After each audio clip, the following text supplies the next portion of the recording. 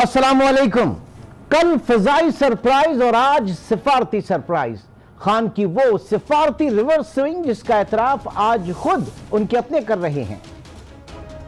नाज़रीन, ये थे भारतीय विदेश मंत्रालय के साबिक सेक्रेटरी यानी भारतीय मिनिस्ट्री ऑफ एक्सटर्नल अफेयर्स के साबिक सेक्रेटरी केसी सिंह साहब, जिनका कहना था कि आप अपने चैनल पर यानी इंडिया जिसको टीवी चैनल पे थे कि आप अपने चैनल पर जो कुछ भी दिखा रहे हैं इसके बरक्स इमरान खान इसे पीस टेस्टर कह रहे हैं।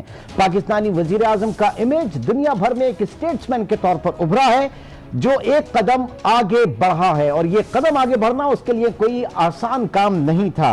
उन्होंने यह भी कहा कि हम इमरान खान को तालिबान खान कहते रहे, लेकिन आज जो कुछ भी वहां से हुआ मैं उसे डिप्लोमेटिक रिवर्स स्विंग कहूंगा। मजीद उन्होंने कहा कि मैं समझता हूं कि दोनों मुल्कों के लिए अब किसी भी एडवेंचरिज्म का स्कोप खत्म हो गया। हमें आलमी रहनुमाओं का ख्याल रखना चाहिए, उनकी राय आमा का ख्याल रखना चाहिए जो सूरत हाल को डी एस्केलेट करने के लिए आगे बढ़ रहे हैं और यही समझ लें कि पहला कदम है सूरत हाल को डी एस्केलेट करने का। ये आज जाहिर है कि इमरान खान साहब ने पार्लियामेंट के जॉइंट सेशन से खिताब किया और उसमें उन्होंने जो भारतीय विंग कमांडर जिसे पाकिस्तान ने हिरासत में लिया अभिनंदन, उसकी कल रिहाई का ऐलान किया एक गुड जेस्चर में। लेकिन इसे भारतीय मीडिया जो है इस चीज को भी हजम नहीं कर रहा और एक इंतहाई कंफ्यूजन का शिकार है, बौखलाहट का शिकार है।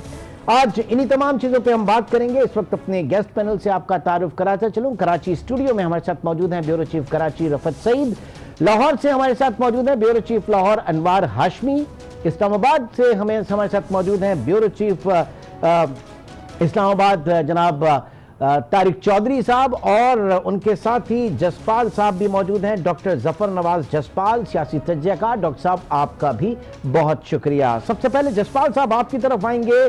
प्राइम मिनिस्टर इमरान खान का आज का ये जो सिफारती रिवर्स स्विंग जिसे कहेंगे एक किस तरीके से आपने देखा कॉन्फिडेंस बिल्डिंग मेजर्स के हवाले से?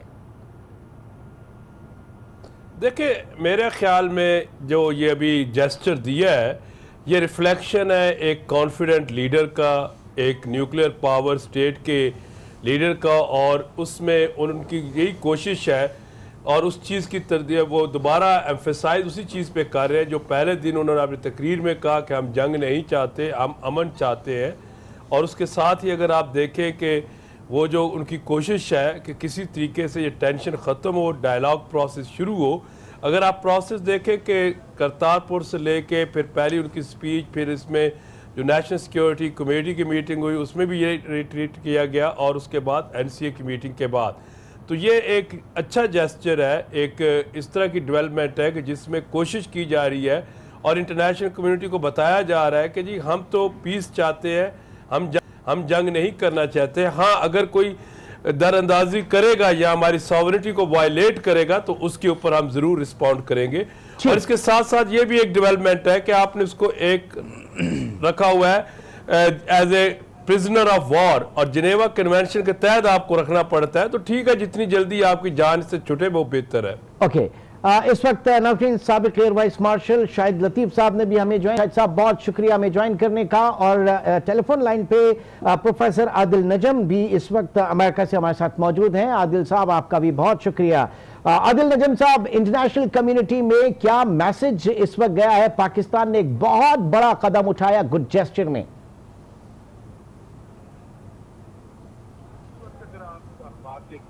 टेलीविजन चैनल चेक करिए दुनिया भर के, तो एक पॉजिटिव मैसेज किया है और वो बड़ा जरूरी है। मेरे ख्याल में एक तो इस क्राइसिस के हवाले से जरूरी है कि पाकिस्तान जो है वो एक मैच्योर मुमलिकत की तरह उसने एक अच्छा स्टेप लिया है और सही स्टेप लिया है। It is a good act and it is the right act. लेकिन इसका एक और भी फायदा है कि जो पाकिस्तान का लार्जर इमेज है और जो पाकिस्तान की लार्जर विजिबिलिटी है जो बहुत मशकूक थी और जिसकी वजह हाल जो है वो भारतीय मीडिया में कुछ और चल रही है। शाहिद लतीफ साहब, किस तरीके से आप देख रहे हैं भारतीय मीडिया जो मुसलसल हज़ियान बक रहा है?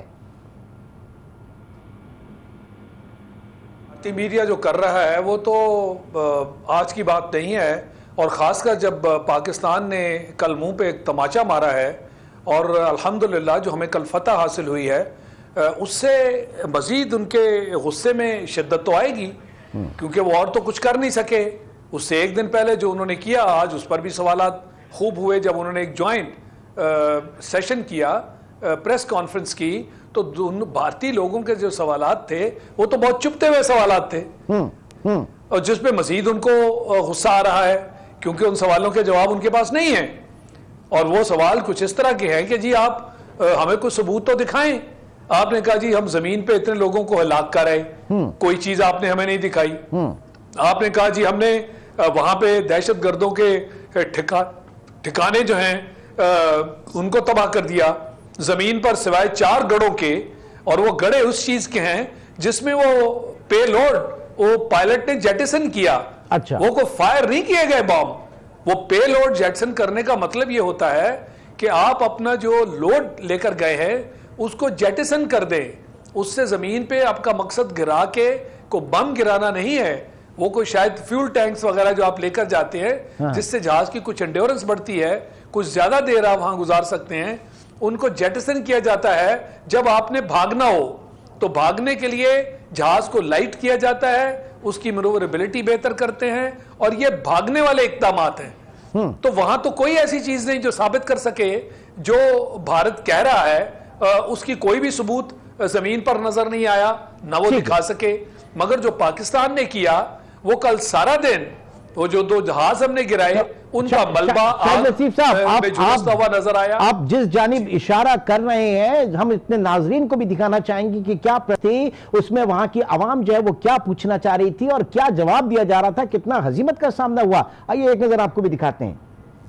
A big question mark on fair, credible evidence and intended targets। कुछ भी नहीं है उनके पल्ले। रफत सईद, क्या बताएंगे इस वक्त भारतीय मीडिया, भारतीय हुकूमत कितनी कैच 2020 सूरत हाल में बाहर ही नहीं निकल पा रही इस दलदल से? वो देखें, भारतीय मीडिया की बात हो रही है, कारगिल से हम देखते चले आ रहे हैं सिचुएशन यही है, और फिर इस वाले बहरान के बाद भारतीय मीडिया को देखने का बहुत इत्तेफाक हुआ। दिन भर ऑफिस में बैठकर जितने इंडिया के मुख्तलिफ चैनल्स हैं उनको हम मॉनिटर करते रहते हैं, उन्हें देखते रहते हैं। मैं कहता हूं कि उसे देखने के बाद मैं कुछ कह नहीं सकता कि जिस किस्म का लबो लहजा, जिस किस्म की जबान वो इस्तेमाल कर रहे हैं, रस्सी जल गई बल नहीं गया। आप ये बताइए कि इतना पॉजिटिव पाकिस्तान की तरफ से ये इकदाम उठाने के बाद भी इस वक्त इस्लामाबाद में कहा जा रहा है क्योंकि जो बुग़्ज़ है, जो कीना है, वो नहीं निकल रहा दुश्मन के सीने से। देखें, जो हम उनकी बातें कर रहे हैं और जो अच्छे जस्टिस की बातें कर रहे हैं ये अपनी जगह पे बड़ी इंपॉर्टेंट है और बड़ी अच्छी भी हैं, और हम सब यहाँ पर बैठे, कराची में बैठे और पूरे पाकिस्तान में बैठे लोग इसको सपोर्ट करते हैं। पाकिस्तान ने जो उनके प्रिजनर हैं उनको छोड़ने का ऐलान किया, बहुत अच्छी बात है। प्राइम मिनिस्टर ने कहा कि वो मोदी जी से बात करने की कोशिश करें, ये भी बहुत अच्छी बात है। और पाकिस्तान जो डिप्लोमेटिक फ्रंट पे कोशिशें कर रहा है, एंगेज किया वर्ल्ड लीडर्स को, वो भी अपनी जगह पे बिल्कुल ठीक है। लेकिन मसला ये है कि ग्राउंड रियलिटीज़ जो हैं, जो रफत ने कहा, वो बिल्कुल कुछ मुख्तलिफ नज़र आती हैं। अगर हम आज ही की प्रेस रिलीज देखें जो हमारे ISPR ने जारी की है, कोटली, खुईरट्टा और ततापानी 3 सेक्टर्स में आज भी सारा दिन और कल सारी रात भारतीय फौज की तरफ से LOC की वायलेशन जारी रही, और आज 4 शहादतें हुई हैं सिविलियंस की और लोग जख्मी हुए हैं। आज भी पाकिस्तान की फौज जो है वो अलर्ट पोजीशन में है। तो इसका मतलब ये है, बहुत सादा एक आम आदमी के तौर पर, इसका मतलब ये है कि अब तक हमने जो कोशिशें की हैं उनको एंगेज करने की और पीस की तरफ लाने की, उन पर कोई असर नहीं हुआ। अभी जो उनका जो मीडिया है, जिस तरह की तस्वीर वो पोर्ट्रे कर रहा है कि पाकिस्तान की इस पेशकश को वो कभी उसको कमजोरी करार देता है, कभी वो उसको कहता है कि ये पाकिस्तान ने आलमी दबाव के तहत किया है। तो ये सारी चीज़ें ऐसी हैं जो पाकिस्तान जो है पहली दफ़ा नहीं कर रहा। पाकिस्तान 70 सालों से, मैंने पहले भी कहा था कि कोई एक पीरियड, एक डिकेड, बेंचमार्क और ऐसा केस नहीं था जब बैनुल-अक़वामी बरादरी को ये बताया जाता कि भारत एक अग्रेसर मुल्क है और पाकिस्तान ने आज तक जो कुछ किया है वो अपने दिफा में किया है। लेकिन आज तक कब ऐसा हुआ है कि बैनुल-अक़वामी बरादरी ने पाकिस्तान के सच को सुना है? बैनुल-अक़वामी बरादरी तो भारत के झूठ को बाई करती है। अब ये दुरुस्त है कि प्रेसिडेंट ट्रंप हों या कैनेडियन नायब वज़ीर-ए-आज़म हों या टर्किश प्राइम मिनिस्टर हों, प्रेसिडेंट हों, UAE के जो मुख्तलिफ फरमारवा हैं, सऊदी अरब के हमारे दोस्त हैं, चीन है, ये सब लोग भारत को और पाकिस्तान दोनों को ये बात बावर करने की कोशिश कर रहे हैं कि दोनों को मुज़ाकरात की मेज पर बैठना चाहिए। मेरे साथ स्कॉलर हैं, बैनुल-अक़वामी उमूर को देखते हैं, मुझे ये बताएं, ये भी बता देंगे आपको कि गुज़श्ता 10 सालों में 20 सालों में किसी दफ़ा ऐसा हुआ है कि पाकिस्तान और इंडिया दोनों मुज़ाकरात की मेज़ पर बैठे हैं, इंडिया या तो मुज़ाकरात की मेज़ पर बैठकर उठ जाता है या फिर बैठता नहीं है और बैठने से पहले कोई ना कोई ऐसा इवेंट क्रिएट करता है जिसके नतीजे में मुज़ाकरात जो है सबताज होते हैं। तो पाकिस्तान की जानिब से यकतरफा तौर पर जो अमन की कोशिशें, मोहब्बत की कोशिशें और यगानगत की कोशिशें और जो मुज़ाकरात की कोशिशें हैं वो आज भी जारी हैं, कल भी जारी हैं। बैनुल-अक़वामी बरादरी जो है वो अपना लिवरेज देखती है, अपने हालात देखती है, अपने मुफादात देखती है। मेरा ये ख्याल है कि एक मुश्किल सिचुएशन है पाकिस्तान पर उन्होंने मसलत करने की कोशिश की है, पाकिस्तान ने उसका मुकाबला किया अच्छे तरीके से, लेकिन अब हमें इससे आगे जाके सोचना है कि हम कब तक अपनी ये कोशिशें करते रहेंगे और कब तक पाकिस्तान एक इनिशिएटिव लिया है, इतना बड़ा तारीखी इनिशिएटिव जिसे कहा जा रहा है, इसके भारत को भी ये चीज समझनी चाहिए। अनवार हाशमी, हम जिसे कह रहे हैं अमन की जानिब कदम, हम जिसे एक बहुत बड़ा इनिशिएटिव कह रहे हैं, भारत उसे बुज़दिली करार दे रहा है, वहां का मीडिया जो है उसको ये हजम नहीं हो पा रहा। हाशमी साहब देखिए, इमरान साहब आपके सवाल का थोड़ा मुख्तलिफ जवाब इस अंदाज में दूंगा कि पाकिस्तान जिसका दुश्मन पड़ोसी बहुत बड़ा मुल्क है और उसने जारहियत मुसल्लत कर रखी है और वो 1 मिनट में बहाना मांगने को तैयार है कि जंग शुरू हो जाए, ऐसे वक्त में आपकी फ़ौज और आपकी मुंतखब हुकूमत ने जंग की जो एक रवायात होती हैं और कवायद व ज़वाबित होते हैं, जेनेवा कन्वेंशन के जो ज़वाबित हैं या मुंतखब क़यादत की तरफ से जो पीस मैसेजेस हैं, आपने पूरी दुनिया में उसका रिकॉर्ड कायम कर दिया है। पूरी दुनिया में मिसाल इसकी नहीं मिलती। प्रैक्टिकली आप मुख्तसर तौर पे भी बयान करें तो जब फौज जंग करती है तो उसकी ख्वाहिश होती है कि उसका मीडिया और उसकी कौम जो है वो दुश्मन के खिलाफ आग बरसा दे, लेकिन हमारा ISPR प्रेस कॉन्फ्रेंस में हमें हिदायत कर रहा है कि काइंडली आपने वार जर्नलिज्म नहीं करनी। अब आप देखें, ये सिर्फ एक नुक्ता देख लें, आप पुलवामा पे पाकिस्तान पे इल्ज़ाम लगाते हैं, हमें चाहिए था हम कहते हैं कि भाड़ में जाओ। हमारा वज़ीर आज़म फौरी खिताब में कहते हैं कि जनाब प्रूफ लाओ, मैं हूँगा, मेरी हुकूमत होगी कि उन मुल्ज़िमों के खिलाफ जो है वो कार्रवाई करेगी और आपको सबूत देगी। आपने इसके बावजूद क्या किया कि सेटल्ड एरिया तक आपका तैयारा पहुंचा, KPK के बालाकोट की हदूद तक। पूरी दुनिया को जो है वो शोर मचाना चाहिए था कि ये क्या हो रहा है कि आपने एक दुश्मन मुल्क की उस सेटल्ड एरिया तक परवाज किए, तमाम रूल्स वायलेट हो गए, लेकिन आपने फिर प्रेस कॉन्फ्रेंस करके उनको मैसेज दिया कि हमें बुज़दिल ना समझो, हम आपको मैसेज देंगे। उस रात लाहौर पे फिर सैकड़ों की तादाद में जब बमबारी की तो सुबह आपकी पाक फौज ने जो 6 टारगेट लॉक किए, वो इतना बड़ा मैसेज है कि अगले 50 साल तक के लिए आपके दिफा के लिए काफी है। वो हसास तनसीबात थी जिसको आपने लॉक करके दिखाया कि आप बटन दबाने की देर थी, जिसमें उनके फौजी हेडक्वार्टर भी शामिल थे और बारूद के जो है वो भी एरियाज थे। तो वो वापस आए और वापसी पे आपने दिफा पे हमला करने वाले 2 तैयारे गिरा के भी फिजिकली आपने दिखाया। फिर पायलट के बारे में जो बात की जा रही है, मैं आपको वाज़ेह कर दूं कि जेनेवा कन्वेंशन के शिक 49 और 57 के तहत जो फौजी बराह रास्त हमलावर होंगे, आप उनको जंग खत्म होने तक तवील अरसा तक अपने पास रख सकते हैं। ये 2 शिकें बता दी। इसके बावजूद हमारा वजीर आजम कह रहा है बगैर मुतालबे के कि आए हम आपका पायलट आपको वापस करते हैं। तो ये नुक्ता मैं आपको इस तरफ ला रहा हूं कि ये वो रवायात है जो जंगी हालात में तमाम के तमाम कवानीन और रवायात आप अमल कर रहे हैं, जबकि आपके ऊपर जो है जंग मुसल्लत की जा रही है। तो ये पहलू अगर पाक फजाइया ने ब्रेक की तरफ मैं चलूंगा, लेकिन उससे पहले मैं ये बता दूं कि पाक फजाइया ने भारतीय जो है MiG-21 गिराए और उनको न सिर्फ गिराए, उनकी तस्वीर भी दिखाई, फुटेजेस भी जो पाकिस्तान में गिरा था उसकी वो दिखाई और उनके जो विंग कमांडर था उसको भी दिखाया। लेकिन भारतीय मीडिया मुसलसल बात कर रहा है F-16 उन्होंने हमने पाकिस्तान का गिराया, बावजूद उस पे बात कर लेंगे। के हमने इस पूरे ऑपरेशन में पाकिस्तान ने कोई F-16 यूज नहीं किया।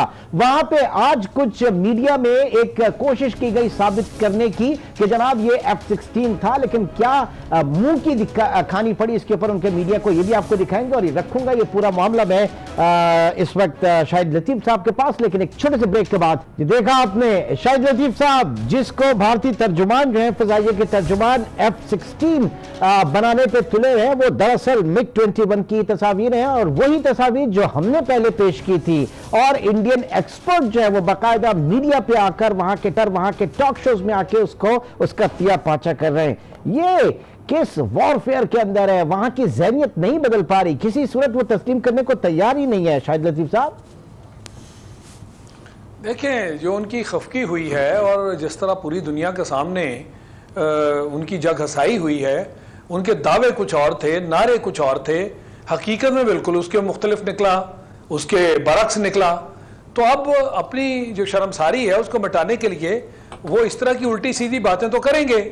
अभी जो आपने थोड़ी देर पहले उनकी प्रेस कॉन्फ्रेंस दिखाई थी जिसमें उनके कमांडर्स हैं, और जब उनसे सवाल किया जाता है कि जनाब आप बताइए कि जो आप टारगेट जिसका आप जिक्र कर रहे थे, आपने एक स्पेसिफाई किया था ना टारगेट, आपने कहा कि वहां दहशतगर्दों के तरबियत गाहें थी और वहां हमने उनकी हलाकतें की। फिगर्स जो थी वो 350 और पता नहीं 600 तक भी उनकी बात की जा रही थी। तो जमीन पे तो कोई ऐसी चीज नजर नहीं आई, ना दिखाई गई। और फिर कहा कि जी हमने उनके ठिकाने तबाह कर दिए, तो जमीन पे आपको छोटे छोटे 4 गड़े नजर आए। तो देखने की बात यह है कि जब उनसे पूछा गया कि जो आपने दावे किए थे वो आप दिखा नहीं पा रहे, तो इतना गोल और झूठा सा जवाब आया कि जो इंटेंडेड टारगेट्स थे हमने उनको एंगेज किया। भाई इंटेंडेड टारगेट आप गोल बोल बात क्यों कर रहे हैं? आप कह चुके कि आपके टारगेट्स क्या थे और आप इतने हाईएस्ट लेवल पे आप कह रहे हैं इंटेंडेड टारगेट। तो सर वो आप शुरू में टारगेट का नाम ले रहे, उनके इंटेंडेड टारगेट तो वही थे ना, हमारे 3 दरख्त थे और एक कौवा था बेचारा, जो हमारा इंटेंडेड टारगेट तो वही थे फिर उनके। बिल्कुल जमीन पे यही नजर आया और इसी से उनका जो झूठ है वो बार बार पकड़ा जा रहा है। हम ने तो इसमें जहाजों का मलबा दिखाते रहे, हमने पायलट से भी पकड़ के बात करवा दी। तो सच जो है वो सर चढ़ के बोलता है। और ये फर्क नजर आ रहा है आपको कि सारा दिन झूठ की बुनियाद पर जो उनका मीडिया स्टोरीज बनाता रहा, उनमें कोई दमखम नहीं है। और हमने ये कहा था कि हम आपकी स्ट्राइक का, झूठी स्ट्राइक का, आपकी उसकी स्ट्राइक का हम सच से जवाब देंगे। जो हमने किया, अल्लाह ने हमारी मदद की, क्योंकि सच जो है फतह उसी की हुआ करती है। और ना सिर्फ ये कि हमने उनके ग्राउंड टारगेट्स को अटैक किया, लॉक किए और उनको बताया कि कुछ टारगेट्स ऐसे जो सेंसिटिव हैं, ये भी हम अटैक्स कर सकते थे, ये देखें। हमने इनको लॉक किया और छोड़ दिया, और जो हवाई जहाज थे उनको हमने गिराया। तो मैं समझता हूं कि इससे बढ़ के सच्चाई और सबूत जफर नहीं हो सकता। अब वो शर्मसारी है जिसके ऊपर झूठ दर झूठ बोला जा रहा है, वो तो पुलवामा अटैक ऑनवर्ड्स आप सारी कहानी ले लें, वो झूठों पर मबनी है। और भारत हमेशा ऐसी झूठों पर मबनी कहानी दुनिया को सुनाती है। और ये उसकी रिवायत एक रीत रही है, कल्चर रहा है, ये उसकी एक तारीख रही है इन चीजों की। हम कुछ नया उससे एक्सपेक्ट नहीं कर रहे। जफर नवाज साहब, सूरत-ए-हाल इस वक्त यह है कि भारत में जहां से ये सवाल उठ रहे हैं वहां पे उनकी 21 पॉलिटिकल पार्टीज पर मबनी एक जो ब्लॉक है ऑपोजिशन, वो इसके ऊपर सवाल उठा रहा है। तो बाकायदा वहां टीवी चैनल्स में ये कहा जा रहा है कि आप तो लाइन ले रहे हैं पाकिस्तान की, आप तो वही बात कर रहे हैं जो पाकिस्तान कह रहा है। वो सच सुनने को तैयार ही नहीं है किसी तरीके से वहां का मीडिया और वहां की हुकूमत। देखें, इसमें आप दुरुस्त कह रहे हैं कि उनका जो हुकूमत है, मीडिया, उसको अगर जब हम स्टडी करते हैं तो हमें मालूम होता है कि मीडिया के साथ एक उनके मिलिट्री इंडस्ट्रियल कॉम्प्लेक्स का एक बहुत स्ट्रॉन्ग लिंक है। तो लिहाजा जब वो लिंक होता है तो मीडिया को जहाँ से एडवर्टीजमेंट्स आ रही हैं तो वो उसके साथ चल रहा है और गवर्नमेंट के साथ जा रहा है। मगर अपोजिशन वहाँ पे काफ़ी हद तक ये चीज़ बावर कराने की कोशिश कर रही है कि जो मोदी की पॉलिसी है वार मॉन्गरिंग की, या जो इस तरह की चीज़ें कर रहा है, इससे मुल्क को नुकसान होगा।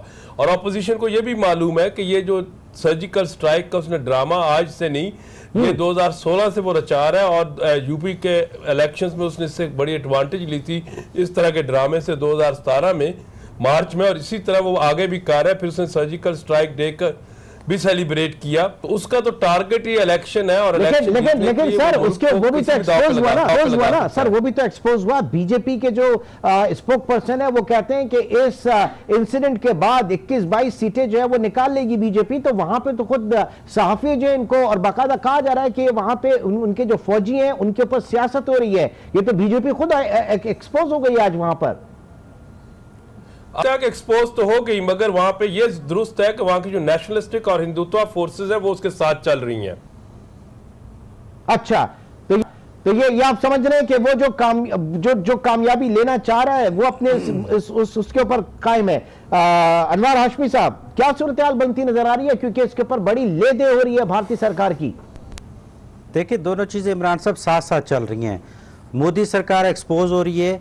अब आप देखें कि मंगल और बुध के रोज सारे जो चीफ्स थे उनके मुसल्लह अफवाज के, वो मोदी से उन्होंने मुलाकात की। पुलवामा से बालाकोट तक और पायलट से लेके F-16 तक कोई शवाहिद वो अपने वजीर आजम को नहीं दे पाए। पुलवामा के बारे में मोदी ने शवाहिद मांगे, वो नहीं दे पाए। इसी तरह बालाकोट के बारे में मांगे, वो नहीं दे पाए।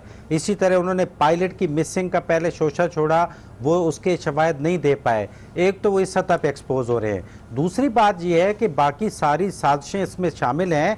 तो मोदी की इलेक्शन स्टंट से हट के ये भी कोशिश थी कि जो कश्मीर की आज़ादी की तहरीक उस अरूज पे पहुंच चुकी है तो इसको दूसरी वार की तरफ कन्वर्ट किया जाए। लेकिन पाकिस्तान ने आज भी वजीर आज़म के खिताब में एक बड़ा हिस्सा उसको याद दिलाता रहा है कि ये असल रीज़न वो कश्मीर है जो इस नेज पे पहुंच चुकी है कि लोग वहाँ के अपनी जानें कुर्बान करने को तैयार हो गए हैं।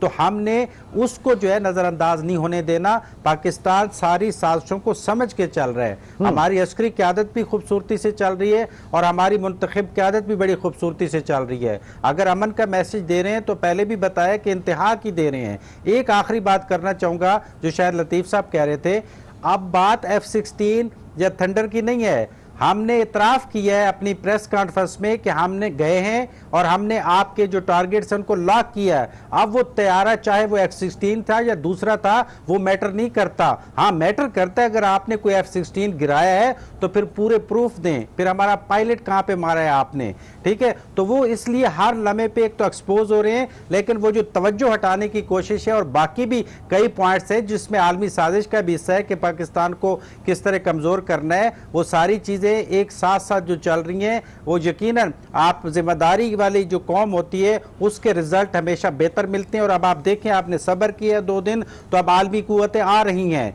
चाहे कोई न्यूट्रल रह के भी आ रही हैं, तो कश्मीर हाईलाइट हो।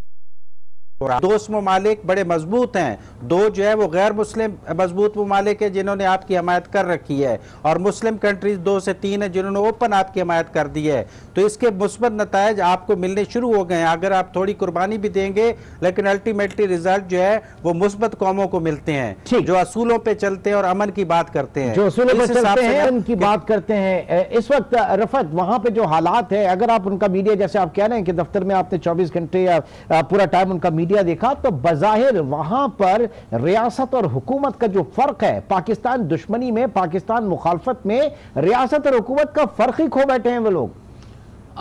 आपने देखा होगा एक प्रोग्राम जी टीवी पे आता है, उसमें इंडिया गेट पर वो एक दुकान सजा के बैठे हैं और चौक पर, और जिस किस्म की गुफ्तगू हो रही है, जितने लोग वहाँ ला के नौजवान बिठाए गए, नौजवानों में वो इंतहा पसंदी उभार रहे हैं। आप ये देखें कि उनसे अपने मर्जी का जवाब चाहते हैं। हर आदमी मोदी की बात करता है, और वो बात सही कह रहे हैं, अभी कही थी जो कि इलेक्शन कैंपेन ही चल रही है। आप देखें टीवी चैनल्स पे उनके मुख्तलिफ जो है प्रोमोज जो आ रहे हैं, उसमें इस तरह इमर्ज किया जा रहा है कि मोदी ने बहुत शानदार कारनामा अंजाम दिया है, मोदी ने पाकिस्तान के लिए मुश्किलात खड़ी कर दी हैं, आलमी सतह पर इमर्ज हो रहा है लीडर के तौर पर।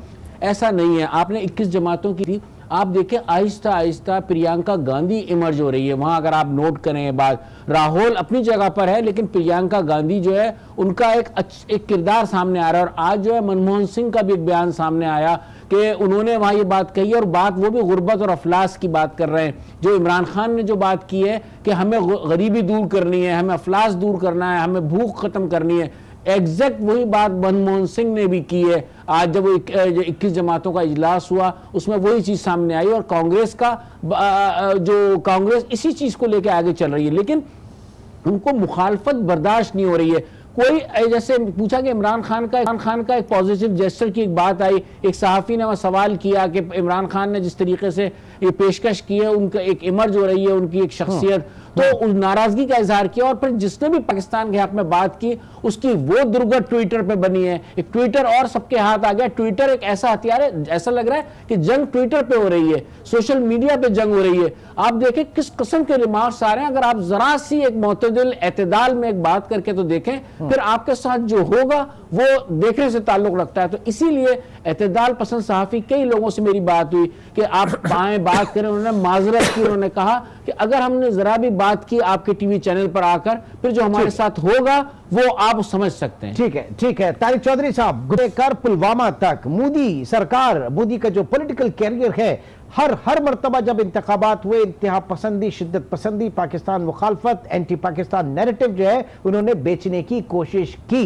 ये तो एक मुस्तकिल फिर पाकिस्तान के लिए अजाब है।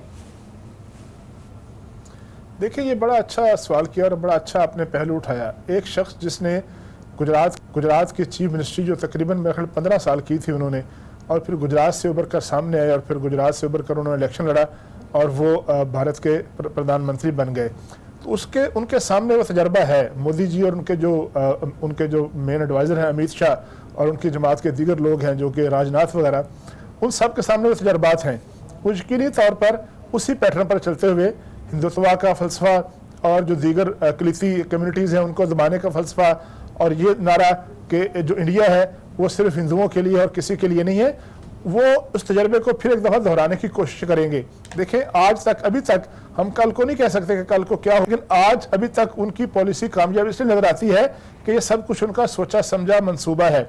वो इसी पैटर्न पर चलकर पहले इलेक्शन जीत चुके हैं और इसी पैटर्न पर चलकर वो अगला यानी 2019 से लेकर अगले 5 साल की एक और बारी लेना चाहते हैं। अब ये तो डिपेंड करता है उनकी अपनी अपोजिशन जमातों पर, कांग्रेस कैसे खेलती है, बाकी जो बंगाल और दीगर सूबों की जो रीजनल जमातें हैं वो कैसे खेलती हैं, कैसे अलायंसेस बनते हैं। लेकिन ये बात जरूर है कि मोदी के पास इतने वसाइल और इतनी उसके पास नो हाउ है, उसके पास इतना तजर्बा जरूर है कि वो इस सिचुएशन को अपने हक में मोड़ने की कोशिश करेगा। मसलन आज हम भारतीय पायलट जो है उसको एक अच्छे जेस्चर के तौर पर रिहा कर रहे हैं हमारे प्राइम मिनिस्टर, लेकिन आज ही इंडियन मीडिया है वो इस बात को साबित करने की कोशिश कर रहा है कि हमने इतना मुअस्सर दबाव डाला बैनुल-अक़वामी बरादरी के जरिए कि वो अब रिहा करने पर कामयाब हो गए हैं। इस बात को मोदी जी के जो पॉलिसी साज हैं उसको एक सेवियर के तौर पर बनाकर पेश करेंगे। जब यूपी के इलेक्शन हुए थे तो आज अगर थोड़ी रिसर्च करें तो आपको भारतीय मीडिया में वो जो दीवारों पर और सड़कों पर लगे हुए होर्डिंग्स और वो बैनर नजर आएंगे जिसमें मोदी जी को एक रथ पर सवार होकर दिखाया गया था और उसके हाथ में दोनों हाथों में तलवारें थी और वो तह तय कर रहा था। दिखाया किसको था कि वो मुसलमानों को तह तय कर रहा है। फिर यह भी बताया गया था कि मोदी जो है वो आएगा और मोदी जब कामयाब होगा तो पाकिस्तान को और इंडिया के दुश्मनों को तबाह कर देगा। तो ये सूरत हाल वो उसको इस्तेमाल करेंगे। इसलिए मैं ये बार बार कह रहा हूँ कि ये जो सूरत हाल है मुझे नहीं लगता कि भारत की तरफ से बैनुल-अक़वामी दबाव के बावजूद तो बहुत ज्यादा डी-एस्केलेशन हो। वो इस सिचुएशन को कोशिश करेंगे आगे बढ़ाने की। चूंकि ये जो पायलट की रही है, देखिए हमने जून 1999 में हम भी वहां पर मौजूद थे एक रिपोर्टर के तौर पर। हमने फ्लाइट लेफ्टिनेंट नाची कीता उनके हमने कैप्चर किए थे जब उन्होंने कारगिल वॉर में पाकिस्तान की फिजाई हदूद की खिलाफवर्जी की। एक त्यारा तबाह, 2 त्यारे तबाह हो गए थे, एक का पायलट जिंदा पकड़ा गया था और फॉरेन ऑफिस में रात गए उनको रेड क्रॉस के हवाले किया गया। क्या उस जेस्चर का कोई हमें फायदा हुआ था? क्या उसके बाद राशियाना बंद हुई थी? क्या उसके बाद पाकिस्तानी कैदियों को वहां बसलूकी नहीं की गई? क्या उसके बाद कश्मीर की जो सूरत हाल थी वो बेहतर हुई? क्या उन्होंने कोई रिस्ट्रेंट्स का मुजाहरा किया? क्या बर्बरियत का खात्मा किया? मैं ये समझता हूं कि पाकिस्तान की तरफ से जितने अच्छे इक़दाम होंगे उन पर हम तालियां बजाएंगे, खुश होंगे, हमें शाबाश भी मिलेगी। लेकिन भारत का रवैया जो है वो यही रहेगा क्योंकि भारत की जो मौजूदा लीडरशिप है, भारत की जो मौजूदा फलसफा है वो इस बात में है कि अपने हमसायों को एंगेज रखो, हमसायों के साथ उनको दबा के रखो, उनको तंग करो और अगर वो आपसे कमजोर है फिर उन पर चढ़ दौड़ो। यही भारत का फलसफा है और यही उनको समझाया गया है और इसी पर वो कामयाबी से चलते आए हैं आज तक। ठीक, बहुत शुक्रिया। इस वक्त मेरा जो पूरा पैनल हमारा मौजूद है। नाज़रीन, जो सूरत हाल इस वक्त एक जो कैच 2020 सूरत हाल जिससे भारत निकल नहीं पा रहा कि वो पाकिस्तान की जो इस वक्त हम अमन की बात कर रहे हैं उसको वो समझने से कासिर है, वो समझना नहीं चाह रहा। वो उसकी जो मजबूरी है जाहिर है कि वो सियासी मजबूरी है।